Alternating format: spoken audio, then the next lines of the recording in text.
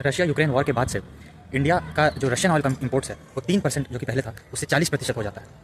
तो चूंकि रशिया हर तरफ से सैंक्शनड है यूएस और यूरोपियन कंट्रीज़ के द्वारा, तो आखिर ये ट्रेड जो इंडिया और रशिया के बीच होता है वो कैसे होता है? तो पहला तो ये डॉलर से तो नहीं होता। डॉलर जो कि एक इंटरनेशनल स्टैंडर्ड करेंसी है और ये ऑयल ट्रेड या किसी भी ट्रेड में ये प्राइमरीली यूज होने वाला करेंसी है, पर डॉलर से ये ट्रेड तो नहीं होता। ऐसे भी ब्रिक्स जो कि जिसमें इंडिया और रशिया दोनों साथ है, वो भी डी डॉलराइजेशन की बात लेके आगे चलते हैं, इसलिए डॉलर से नहीं होता।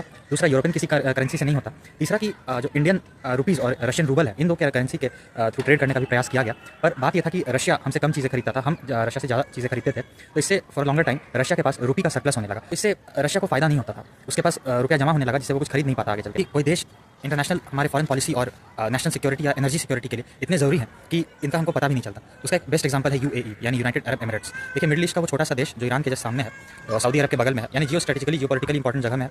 तो जो यूएई के national government owned financial companies या बैंक्स हैं, उसके थ्रू रशियन क्रूड ऑयल, जिसे उरल क्रूड, ये एक बेंचमार्क है, जैसे यूएसए का टेक्सास क्रूड है, वैसे ही रशिया का जो उरल क्रूड्स है, वो जो हमारे नेशनल ऑयल कंपनीज हैं, प्राइवेट और पब्लिक दोनों, जैसे ऑयल इंडिया लिमिटेड है या भारत पेट्रोलियम है, Hindustan petroleum, Indian oil corporation है, या फिर जो प्राइवेट कंपनीज हैं, तो ये दोनों दिरहम के थ्रू, जो कि यूएई का एक लोकल करेंसी है, उसके थ्रू यूएई में ये डील होता है।